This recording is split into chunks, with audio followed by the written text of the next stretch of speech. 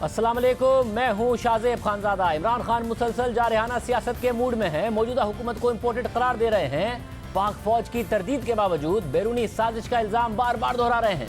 Election commission पर दबाव बढ़ा रहे हैं और आम इदारों की तैनातियों को अभी से मुतनाज़ बना रहे हैं। तहरीक इंसाफ हर तरह से हुकूमत और इदारों पर दबाव बढ़ा रही है। पेशावर, कराची और लाहौर में जलसे के बाद अब इस्लामाबाद की तरफ लॉन्ग मार्च की कॉल दे रही है, धरने की कॉल दे रही है। इमरान खान ने इस्लामाबाद आने का ऐलान कर दिया है। 2 दिन पहले इमरान खान ने एक वीडियो पैगाम में अपने कारकुनों को इस्लामाबाद आने की कॉल दी और कहा कि जब तक इलेक्शन का ऐलान नहीं होता आपको इस्लामाबाद में बैठना है। और आज लाहौर में वर्कर्स कन्वेंशन से खिताब में इमरान खान ने एक बार फिर कहा कि मुल्क पर साजिश के तहत इंपोर्टेड हुकूमत को मुसल्लत किया गया। जब मैं कॉल दूं तो कम से कम 20 लाख लोग इस्लामाबाद पहुंचे। मुल्क के ऊपर साजिश के तहत एक इम्पोर्टेड हुकूमत मुसल्लत की गई है, जिसका मकसद सिर्फ एक है कि हमें अमेरिका फतह किए बगैर हमारे ऊपर हमें कंट्रोल करेगा।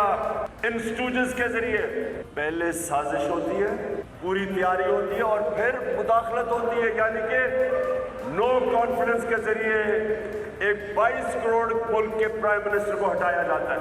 आज सबको आज कहना चाहता हूँ कि 20 लाख लोग कम से कम मैं इस्लामाबाद में चाहता हूँ जब मैं कॉल दूंगा। इमरान खान के इत्तेहादी शेख रशीद अहमद ने भी कल इलेक्शन कमीशन के बाहर एहतजाज करते हुए कहा कि अगर मुल्क को खाना जंगी और खून रेजी से बचाना है तो 30 मई से पहले इंतखाबात का ऐलान कर दें, वरना इमरान खान की कॉल पर पूरा मुल्क इकट्ठा हो जाएगा। और आज अब से कुछ देर पहले उन्होंने एस्टैब्लिशमेंट की तरफ वादे इशारे करके कहा कि बातचीत चल पड़ी है, 30 मई तक इलेक्शन का ऐलान हो जाएगा। नवंबर से पहले इलेक्शन करवा कर लोग अपनी इज्जत में इजाफा करके जाएं। मैं 31 मई की बजाय 29 ही कह देता हूँ जी, बल्कि 15-20 दिन ही कहता हूँ।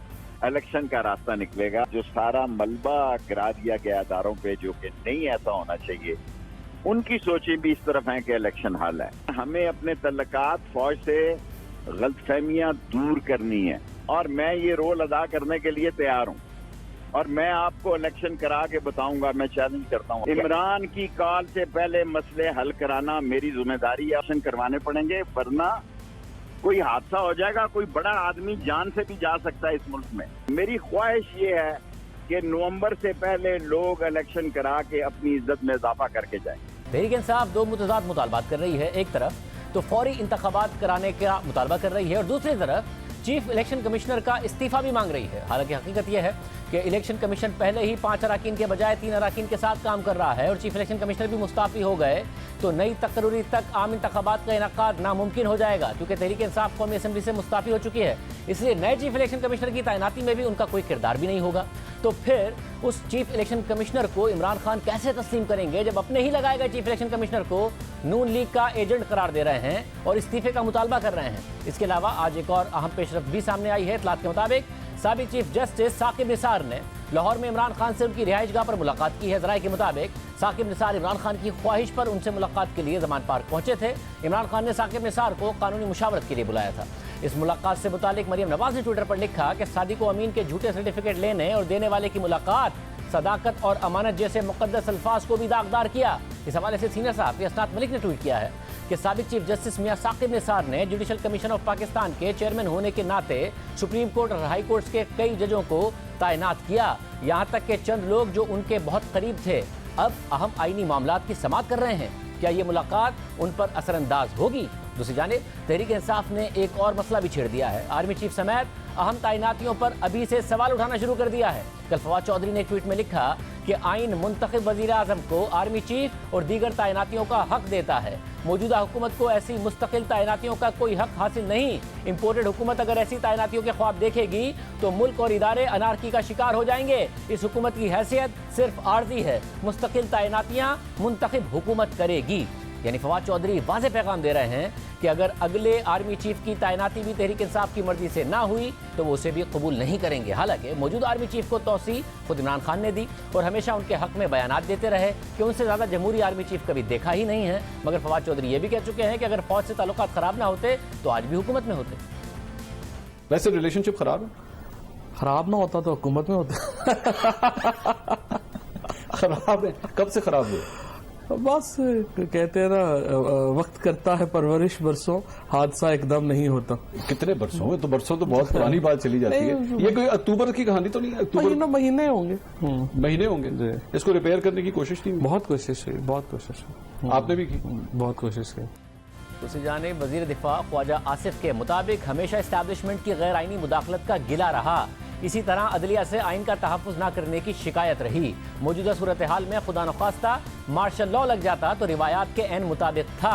आज इस्टेब्लिशमेंट और अदलिया अपना आइनी किरदार अदा कर रहे हैं तो इमरान खान और हवारी गालियों पर क्यों उतर आए हैं? हमारे साथ वज़ीर दिफा ख्वाजा आसिफ साहब मौजूद। ख्वाजा साहब बहुत शुक्रिया हमें ज्वाइन करने के लिए। ख्वाजा साहब, खून रेजी की धमकी भी और जल्द इंतखाबात का मुतालबा भी, और साथ में अब तो ये भी कह दिया गया है कि आप नहीं कर सकती आपकी हुकूमत अगला आर्मी चीफ तैनात नवंबर के महीने में, क्योंकि मौजूदा आर्मी चीफ कह चुके हैं कि उन्हें तौसी भी नहीं चाहिए। तो हर तरफ से घेरा तंग कर दिया है पाकिस्तान तहरीक इंसाफ ने आपकी हुकूमत पर। बहुत बहुत शुक्रिया शाहजेब। बिस्मिल्लाहिर्रहमानिर्रहीम। कोई ऐसी बात नहीं है घेरा तंग करने वाली। ये एक सियासी टैक्टिक्स होते हैं, इस्तेमाल किए जाते हैं। वक्त गुज़र जाता है, ये भी वक्त गुज़र जाएगा। अभी तो बड़ी ताज़ा ज़ख्म है। अभी उन्हीं ज़ख्मों को जो है PTI और उनकी लीडरशिप, उनका लीडर जो है बैठ के चाट रहा है उन ज़ख्मों को। तो लाजमी तौर पे ज़ख्म जो है वो दर्द भी देते हैं, उनमें टीसें भी उठती हैं। तो ये सिलसिला चलता रहेगा। इम्पोर्टेड हुकूमत हमें कहने वाले ने अपने बच्चे जो हैं पिछले कई साल से एक्सपोर्ट किए हुए हैं UK को। वो भी UK और USA में कोई ज़्यादा फ़र्क नहीं है। UK जो है वो भी उसी कैंप से ताल्लुक़ रखता है जो अमेरिकन कैंप है। तो ये सारी बातें जो हैं, मसलन ये आपने खून रेजी वाली बात की, या आपने एक और लफ्ज़ इस्तेमाल किया शेख रशीद साहब ने, तो ये पहले भी उन्होंने याद होगा आपको, गिरा दो, जला दो, ये कर दो, मार दो, इस किस्म के लफ्ज़ वो माजी में भी इस्तेमाल करते रहे। और मुशर्रफ के वक्त से लेके इमरान खान के वक्त तक वो बहुत से दावे करते रहे, जो दावे जो है हवा में तहलील हो गए। और उस वक़्त भी नवाज़ शरीफ वापस आ गया 2008 में, और अल्लाह के फजल से आज नवाज़ शरीफ का भाई जो है वो पाकिस्तान का वज़ीर आज़म है, उसका भतीजा जो है वो इंशाअल्लाह ताला कल चीफ़ मिनिस्टर पंजाब का हल्फ उठाएगा। तो ये सारी बातें, ये दावे जो है ना, माजी में भी झूठे नक्श बराब साबित हुए और अब भी ये नक्श बराब साबित होंगे। ये जहाँ तक मगर साहब एक जो अहम बात है वो ये है, एक अहम बात ये कि जैसे आपका जो आपने कल कहा कि हमेशा इस्टेब्लिशमेंट की गैर आइनी मुदाखलत का आपको गिला रहा और इसी तरह अदलिया से भी तहफ़्फ़ुज़ात रहे गैर आइनी मामलात के, मगर मौजूदा सूरत हाल में आप कह रहे हैं कि खुदा न ख्वास्ता मार्शल लॉ लग जाता अगर रिवायत के मुताबिक होता। मगर वो ये कह रहे हैं कि अगर हमारे ताल्लुकात अच्छे होते तो हम हुकूमत में होते, यानी वो वाज़े तौर पर इस्टेब्लिशमेंट को जिम्मेदार ठहरा रहे हैं जिस तरीके से आप माजी में जिम्मेदार ठहराते थे कि हम उनकी वजह से इक़्तिदार से गए। नहीं, देखें, मैंने जो मेरा ख़्याल है कि आपसे बेहतर कौन हमारी तारीख़ को और हमारी सियासी सूरत हाल को जानता है। आप बड़ी रिसर्च करके अपना प्रोग्राम करते हैं। मैं बड़ा मुद्दा हूँ आपका, लेकिन मैं आपको ज़रा थोड़ा सा वक्त लूँगा, आधा मिनट के करीब। जो मैंने जो बातें की हुई हैं या मुखालफत की हुई है या हमारी पार्टी ने की हुई है या अपोजिशन पार्टीज़ ने मुख्तलिफ़ औकात में जब मुखालफत की है, तो वो इंटरवेंशंस थी जो 58 में, फिर 69 में, फिर 77 में और उसके बाद 1999 में हुई, जो इंटरवेंशन हुई, जब डायरेक्टली जो है फ़ौज ने एक सियासी रोल जो है वो संभाल लिया, एक सियासी ओहदा संभाल लिया, वर्दी के साथ साथ सियासत में वो हिस्सा लेना उन्होंने शुरू कर दिया। मैंने हमेशा उन पर भी एतराज़ किया और एतराज़ बनता भी है उस पर। लेकिन इस सूरत हाल में जो पिछले 4-5 साल से चल रही है, इसके ऊपर तो अभी आपने बयान दिया है कि हमारे एस्टेब्लिशमेंट के ताल्लुकात जो है सही रहते, PTI के यानी कि सही रहते तो इक़्तिदार में ना जाते, और रिपेयर करने की भी उन्होंने कोशिश की है। So they are very glaringly accusing establishment of backing up a political government for last 4 years। और जब ताल्लुकात जो हैं वो ख़राब हो गए तो वो उनकी इक़्तिदार भी जो है रुखसत हो गया। लेकिन मैं यहाँ पे असर्ट करूँगा कि हमने जो है अपनी वोटों की तादाद से इमरान खान को घर भेजा है, उसको निकाला है। एक महंगाई और करप्शन से भरपूर 4 साल की हुकूमत का हमने ख़ात्मा किया है, जिसमें एक खातून जो है, मैं नाम नहीं लेता, मायूब लगता है, उन्होंने उनके घर वालों के साथ यानी इमरान खान के अहले खाना के साथ तल्लुकात की वजह से, किसी मिली भगत की वजह से जो है उन्होंने अरबों रुपये बना लिए और आज वो मफरूर हैं वो खातून जो है। तो ये इस किस्म के जब इल्ज़ामात लगें, इस किस्म का जब भयानक किस्म का जो है दौरे हुकूमत जो है सामने लाया, ये आप ही ला रहे हैं, मीडिया ला रहा है, सारा ला रहा है, सियासतदान तो जो बयान देंगे तो उसका कोई दो मतलब निकाले जाते हैं, उनकी क्रेडिबिलिटी पे अटैक किया जाता है। लेकिन जब मीडिया जो है बाजमात होके जो है इस स्कैंडल पे, ये खातून के स्कैंडल पे जिन्होंने बहरिया वालों से ज़मीनें ली, एक यूनिवर्सिटी बगैर चार्टर के, बगैर किसी अप्रूवल के उसको डिक्लेयर करके उसके नाम के ऊपर पैसा बटोरा लोगों से, और उसके ट्रस्ट के ऊपर जो है वो खातून खुद फ़रद शहज़ादी और उसके बाद बेगम साहबा वज़ीर आज़म उस वक़्त की, और वज़ीर आज़म खुद उसके ट्रस्टी हों और वहाँ लोगों को वसूल करें, तो ये तो एक किस्म की, मैं समझता हूँ दिन दिहाड़े एक डाका है जो डाला जा रहा है यूनिवर्सिटी के नाम पे और डाला गया। और इसके अलावा जो है ये आप देखें, ये शाहजेब, ये आप अगर टाइमिंग देखेंगे जब ये सारी वारदात हो रही थी तो उस वक़्त और क्या साथ साथ हो रहा था, किन किन लोगों को ओबलाइज किया जा रहा था। उन्हें नेशनल क्राइम एजेंसी ने जो पैसे बरतानिया से भेजे वो कहाँ पे गए, किसको ओबलाइज किया गया, ज़मीन देने वालों को ओबलाइज किया गया। ये ट्रांजैक्शन जो है ये क्विड प्रो को है एक, और वो सामने आ जाएगा, ज़्यादा देर नहीं लगेगी। साहब आपकी हुकूमत ये मामला सामने लाएगी, क्योंकि बात आपकी दुरुस्त है। नेशनल क्राइम एजेंसी ने तकरीबन 190 मिलियन पाउंड भेजे पाकिस्तान, और बजाय इसके कि वो हुकूमत उनको कन्फिस्केट करती, जो उन पे पहले ही सुप्रीम कोर्ट ने जुर्माना लगाया हुआ था, वो उसमें कॉम्पेंसेट कर दिया गया। उन्हें 40-45 अरब रुपए का फ़ायदा पहुंचा दिया गया और काबीना से उसको अप्रूव भी करा लिया गया इमरान खान साहब की तरफ से, और बाद में ये ज़मीन जो है ट्रस्ट की दी गई है। तो इसकी तफसीलात और इसकी तहकीकात आपकी हुकूमत करेगी और आवाम के सामने रखेगी कि क्या गठजोड़ है। मैं इसमें थोड़ा सा ऐड करूंगा जो आपने कहा है। इसके अलावा वो ज़मीनें जो हैं जो मोटरवे पे या रिंग रोड पे ली गई हुई हैं, वो भी आप देखें, उनकी कल के परसों जो है तस्वीरें जो हैं, वो जो रेवेन्यू का रिकॉर्ड जो है उसकी तस्वीरें आई हुई हैं। ये आप तो बात कर रहे हैं उस हवा वाली जो जाली यूनिवर्सिटी है उसकी बात कर रहे हैं, लेकिन ये जो बड़े वैल्यूएबल और बड़े ल्यूक्रेटिव जगह के ऊपर जो ज़मीनें दी गई हुई हैं, सेम जो है ऑर्गेनाइजेशन ने जो ज़मीनें दी हुई हैं, वो सब इस वक्त सारे सोशल मीडिया पे और इलेक्ट्रॉनिक मीडिया का जो है ना उसने तश्तज़बाम कर दिया है कि किस तरह जो है हाथ गर्म किए जा रहे थे और ओबलाइज हुआ जा रहा था। मैं थोड़ा सा इलेक्शन कमीशन पे आना चाहता हूं। देखें, इलेक्शन कमीशन जो है इलेक्शन कमीशन से पहले अगर मैं सिर्फ एक सवाल कर सकूं, अगले चीफ की तैनाती, अब मौजूदा चीफ तो अनाउंस कर चुके हैं कि वो एक्सटेंशन नहीं ले रहे हैं, उन्हें दी भी जाएगी तो वो नहीं लेंगे, तो आपको तो वो अगला चीफ अगर तैनात करेंगे तो फौज का अगला चीफ पहले ही मुतनाज़ा हो गया, उन्होंने कहा कि जी आप नहीं कर सकते आप लोग तैनात, तो आप लोग क्या फिर जल्दी इलेक्शन की तरफ जाएंगे, जल्दी इलेक्शन का ऐलान करेंगे? देखें शाहजेब, अगले चीफ की तैनाती जो है ना वो नवंबर में होनी है। अभी 4 महीने ख़त्म हुए हैं, तकरीबन 7 महीने दूर है।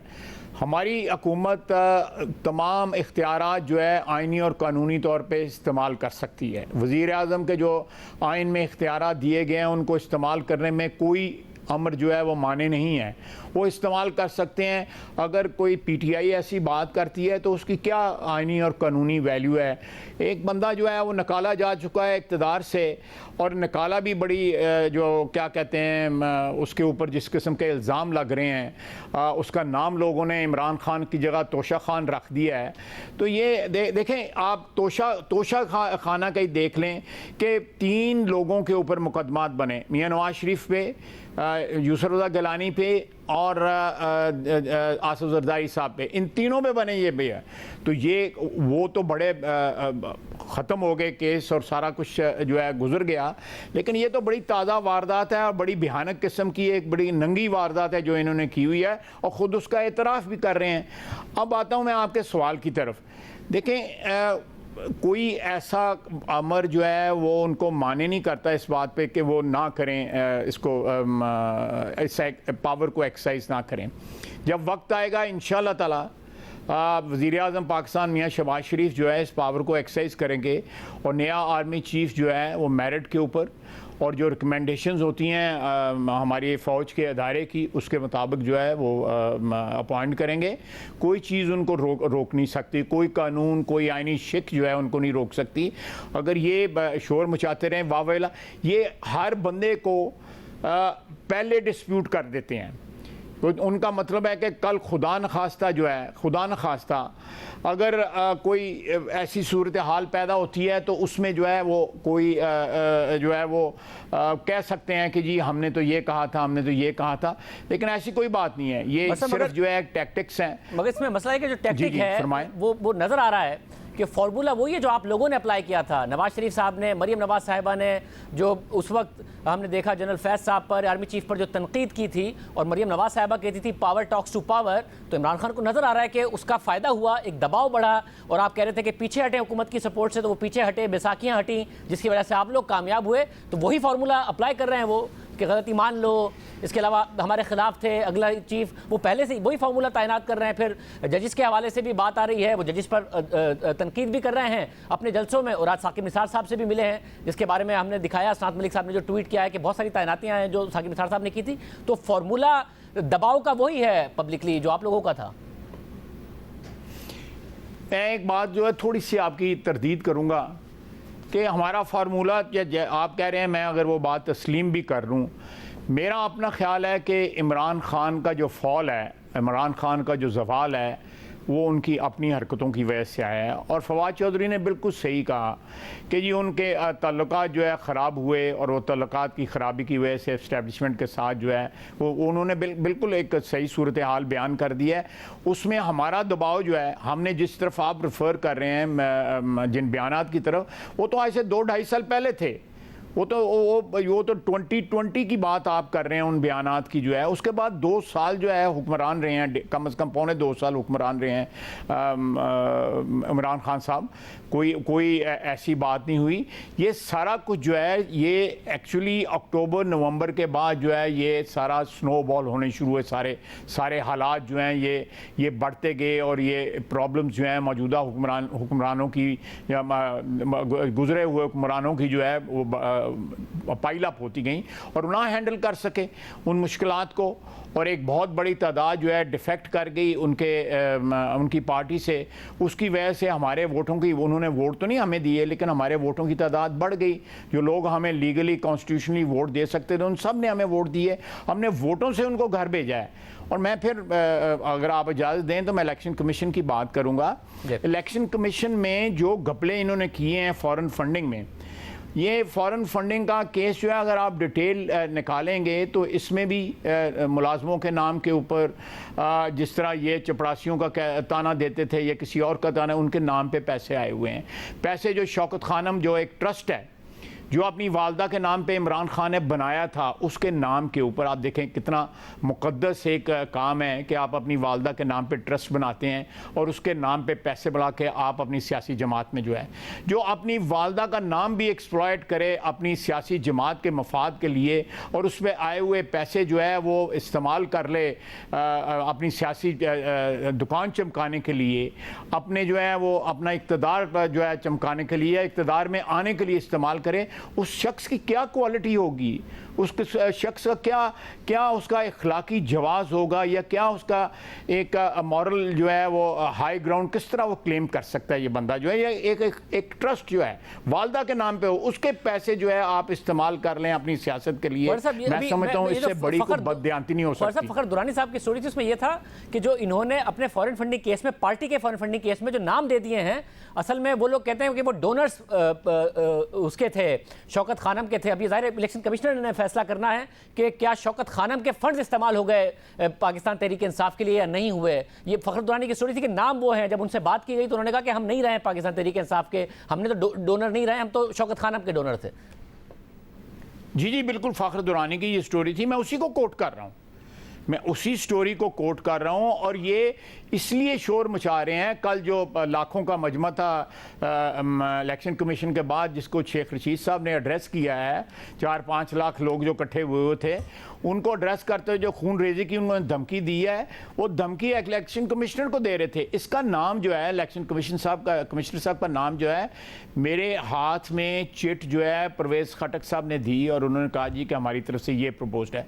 उससे पहले जो पहले इलेक्शन कमीशन के सेक्रेटरी होते थे बाबर याकूब साहब, उनके ऊपर ये इंसिस्ट करते रहे कि जी आप उनको जो है इलेक्शन कमिश्नर बनाएं, जिसके ऊपर हमने इख्तलाफ किया कि 2018 के बददियानती के इलेक्शन जो है उसमें ये मुलव्वस रहे हुए हैं, हमने नहीं इनको जो है एंडोर्स करना इस अपॉइंटमेंट को। उसके बाद ये इनका नाम लेके आए, इनिशिएट इन्होंने किया, इंडोर्स हमने किया, आज ये उसको गालियां दे रहे हैं। मगर क्या उस वक्त बोला था इन्होंने, उस वक्त कहा था इन्होंने, आपको बताया था कि ये फौज की तरफ से आया है? क्योंकि आज इमरान खान साहब कह रहे हैं कि फौज की तरफ से नाम आया था सिकंदर सुल्तान राजा साहब का, क्या बताया था? और कंसेंसस डेवलप करने में उस वक्त फौज ने किरदार अदा किया था आप लोगों के साथ? कती तौर पे नहीं, फौज ने कोई कम से कम जो है हमारे सामने इन्होंने किसी स्टेज पे नहीं कहा कि ये फौज की तरफ से आया हुआ है या एस्टेब्लिशमेंट का प्रपोज नाम है, ऐसी कोई बात नहीं हुई। ये डिस्कशन जो है मैं उसमें शामिल था डेली बेसिस के ऊपर, और ये कई दिन जारी रही। हम अपनी जो है क़यादत के साथ राब्ते में रहे, और ये जब अपॉइंटमेंट इनकी हुई है उस प्रोसेस के अंदर कहीं भी एस्टेब्लिशमेंट का या फ़ौज का नाम नहीं आया, और इन्होंने ख़ुद प्रपोज किया, हमने इंडोर्स किया। तो अब ये उसको गालियां दे रहे हैं। अब ये साकिब निसार साहब आए, मेरा उनके साथ ताल्लुक़ रहा है बड़ा, मैं उनका एहतराम करता हूँ। उनको भी अपनी जो इस कुर्सी पे फायज रहे हैं उसका एहतराम करना चाहिए। उन्होंने जो फैसले किए हैं अपनी चीफ जस्टिस के दौरान जो है वो मुतनाज़ा फ़ैसले हैं। वो फ़ैसले जो है तारीख़ में उनकी गूंज जो है वो तमीज़ुद्दीन वाले केस की या नज़रिया ज़रूरत वाले केस की तरह जो है वो हमेशा रहेगी, कि वो फ़ैसले जो थे, जो नवाज़ शरीफ को जिसके ऊपर नाअहल किया गया, उसके बाद जो है करोड़ों के गबन सामने आ रहे हैं, अपने भी सामने आ रहे हैं और दूसरों के भी जो साथ हैं, जो अजीज़ हैं, जो अजीज़ों के आगे दोस्त हैं या अजीज़ हैं, उनके भी गबन सामने आ रहे हैं। सारे नाम जो है आप शाहजेब आपके प्रोग्राम में ही सारी चीज़ें आ रही हैं, को मैं नहीं कह रहा, मैं आपको कोट करूं या दूसरे चैनल्स को कोट करूं, ये सारी की सारी बातें जो हैं अब सामने आ रही हैं। आपने एक 10,000 के लिए एक शख्स को जो है आपने उसको नायल करार दे दिया, 10,000 दिरहम की तनख्वाह ना लेने के ऊपर नायल करार दे दिया, सारी उम्र के लिए नायल, उसको कैद कर दिया, उसको कैद दिया। अब जो है इनकी दुम पे पैर आया तो ये चीख रहे हैं। तो शेख साहब मुझे ख्वाजा साहब आखिर में बताएगा कि शेख साहब ने ये कहा है, शेख रशीद साहब ने, कि बातचीत चल पड़ी है, इलेक्शन का ऐलान 30 मई से पहले हो जाएगा, बड़ी ईद के करीब इलेक्शन हो जाएगा, ऐसा है क्या? ऐसी कोई बात नहीं है। इलेक्शन जो है वो हमारी हुकूमत की अल्लाह के फजल से, उसकी मेहरबानी से डिस्क्रेशन है। हमें जब सियासी तौर पे हम महसूस करेंगे कि ये माज़ूम वक्त है इलेक्शन करवाने का, चाहे वो जल्दी हो या शेड्यूल पे हो, तो उस पे इलेक्शन होंगे। इनके शेख रशीद साहब के कहने के ऊपर जो है वो इलेक्शन नहीं होंगे। शेख साहब ने जो कहा वो आप लोगों के हवाले से भी नहीं कहा, उन्होंने कहा हमारी बात चल पड़ी है, उन्होंने कहा कि मेरी ख्वाहिश है कि नवंबर से पहले इलेक्शन करवा के लोग अपनी इज्जत में इजाफा करके जाएं। आर्मी चीफ के हवाले से कह रहे हैं वो, तो उनकी तरफ से है क्या कोई ऐसी बात, आप लोगों पे कोई दबाव है कि इलेक्शन जल्द करा दें? वो देखें पिछले 30 साल से तो मैं भी देख रहा हूँ, हो सकता है उससे पहले भी वो आपने भी देखा होगा, गेट नंबर 4 की जो है वो रेफरेंस देते रहते हैं। मैं समझता हूँ कि इतना ब्लेटेंट जो है वो फ़ौज का रेफरेंस देना जो है किसी भी सियासतदान के साथ, चाहे वो उनको रिप्रेजेंट करता हो या उनकी आशीर्वाद उसको शामिल हो या उनकी सरपरस्ती शामिल हो, किसी इंटेलिजेंस एजेंसी की सरपरस्ती शामिल हो, उनको इस तरह इस्तेमाल करना जो है, मेरा ख्याल है कि उनके बकौल वो उनके मौसन रहे हुए हैं, मौसनों के नाम इस तरह नहीं लिए जाते जिस तरह शेख साहब ले रहे हैं। मेरा ख्याल है कि वो एक दुकान का कारोबार जो है वो बंद हो रहा है, दुकान बंद हो रही है, वो क्लोजर की तरफ कारोबार जा रहा है। उस कारोबार को सैल्वेज करने के लिए, उस कारोबार को अपनी सियासी दुकान को बचाने के लिए जो है बड़े बड़े नाम लेके जो है वो सोच रहे हैं कि उनका कारोबार जो है, मेरा ख्याल है कि उनका कारोबार बंद हो चुका है, इस दुकान को ताला लग चुका हुआ है। 2-4 और दिन शोर मचा लेंगे। उसके बाद जो है जो आइनी प्रोसेस इस वक्त चल रहा है वो इंशाल्लाह ताला कंप्लीट होगा। आप देखें ये कोई काबिल क्या कहते हैं एहतराम या मोहतरम लोग जो हैं वो इस तरह की हरकतें करते हैं जिस तरह सदर मुमलकत ने हरकतें की और गवर्नर पंजाब हरकतें कर रहे हैं। जब असम्बली के लोग जो है इस्टेब्लिश कर चुके हैं अपनी मेजॉरिटी जो है हमजा शहबाज के हक़ में, तो वो जिस तरह वो मैंने एक ट्वीट किया था कि इमरान खान इस तरह नहीं जाएगा, वो विकेटें भी उखाड़ेगा और पिच पे लेट जाएगा और नहीं जाएगा बाहर, ये बिल्कुल उसी तरह इसने किया है और ये इस वक्त पिच पे लेटा हुआ है। बहुत शुक्रिया और जो है बाहर बहुत शुक्रिया ख्वाजा साहब हमारे साथ मौजूद थे। प्रोग्राम में ब्रेक शामिल करते हैं, मज़ीद अहम खबर पर बात करेंगे। अहम खबर है वो भी आपके सामने रखेंगे। साबिक वज़ीर आज़म इमरान खान की अहलिया बुशरा बीबी की दोस्त फराह खान का नाम मुसलसल स्कैंडल्स में सामने आ रहा है और इमरान खान के लिए मसला बन रहा है, उनके इमेज के लिए मसला बन रहा है। जबकि इमरान खान और उस्मान बुज़दार को भी उनसे जोड़ा जा रहा है, मगर तहरीक इंसाफ फराह खान को पहचानने से अब इनकार कर रही है। आज प्रेस कॉन्फ्रेंस के दौरान साबिक वज़ीर इत्तलात फवाद चौधरी से फराह खान के हवाले से सवाल पूछा गया तो उन्होंने कहा कि हमें क्या पता फराह बीबी कौन है। फराह गोगी के हवाले से तो जो सवाल हुआ क्या सवाल पूछा गया था ये कौन है, हमें क्या पता। अगर जिनका देखिए बड़ी सिंपल बात है, अगर उनके जो मरियम नवाज हुकूमत में है उनके खिलाफ एविडेंस है वो केस करें, वो केस क्यों नहीं कर रही। फवाद चौधरी फराह खान को पहचानने से इनकार कर रहे हैं, मगर फराह खान ही के घर पर इमरान खान और बुशरा बीबी का निकाह हुआ और गुज़िश्ता सेनेट के इंतखाबात में तहरीक इंसाफ ने उन्हें सेनेट का कवरिंग उम्मीदवार बनाया। 16 फरवरी 2021 को शहबाज गिल ने ट्वीट किया था कि सेनेट में पंजाब से खवातीन की इकलौती नशिस्त पर तहरीक इंसाफ डॉक्टर जरका को पहले ये टिकट जारी कर चुकी है। फराह बीबी पीटीआई का हिस्सा हैं, पिछले कई सालों से जमात में एक्टिव हैं, उन्होंने सेनेट के लिए कागजात नामजदगी जमा कराए हैं जो उनका हक है। वो पार्टी की कवरिंग उम्मीदवार हैं, वो एक एंटरप्रेन्योर हैं और अपना बिजनेस करती हैं। हमें खवातीन को आगे आने का मौका देना चाहिए, ना कि उन पर बेजा तनकीद करनी चाहिए। पार्टी के हर ओहदेदार और मेंबर का हक है कि वो कागजात जमा कराए, इसमें खातून अव्वल पर तनकीद करना और उनको बेजा इस मामले में लाना दुरुस्त नहीं। कवरिंग उम्मीदवार बनाया, उन पर होने वाली तनकीद का दिफा किया, मगर अब उन्हें पहचानने से इनकार कर दिया क्योंकि फराह खान पर इल्ज़ाम लग रहा है कि इमरान खान की हुकूमत में फराह खान के असासों में 4 गुना इजाफा हुआ। ना सिर्फ फराह खान के असासों में इजाफा हुआ बल्कि उनके खानदान के दीगर अफराद के असासे भी तेजी से बढ़े और फराह खान ने 2019 में इसी हुकूमत की टैक्स एमनेस्टी स्कीम से फ़ायदा भी उठाया। उन पर इल्ज़ाम लग रहा है कि पंजाब में होने वाली ट्रांसफ़र और पोस्टिंग्स के लिए उन्होंने करोड़ों रुपए की रिश्वत ली और अब उनका नाम एक और केस में सामने आ रहा है। ये केस इमरान खान को डोनेशन में मिलने वाली इराजी पर बनने वाली अल-कादिर यूनिवर्सिटी के हवाले से है, जिसका इफ्तिताह खुद इमरान खान ने किया और इसे रूहानी तालीम के लिए बहुत अहम करार दिया। इसकी ज़मीन डोनेशन में मिली और इस यूनिवर्सिटी को सालाना करोड़ों रुपए के अतियात मिलते हैं और फराह खान इस यूनिवर्सिटी की ट्रस्टी के तौर पर खिदमात अंजाम देती रही हैं, जिसके खर्चों की जिम्मेदारी मुआहदे के तहत डोनर की है। लेकिन अब तक उसे ना तो यूनिवर्सिटी का दर्जा मिल सका है और करोड़ों रुपए की फंडिंग मिलने के बावजूद इस कॉलेज में सिर्फ 37 तलबा दाखिल हैं जो फीस देकर पढ़ाई कर रहे हैं। इस हवाले से द न्यूज़ में कासिम अब्बासी की खबर के मुताबिक इमरान खान को यूनिवर्सिटी की तामीर के लिए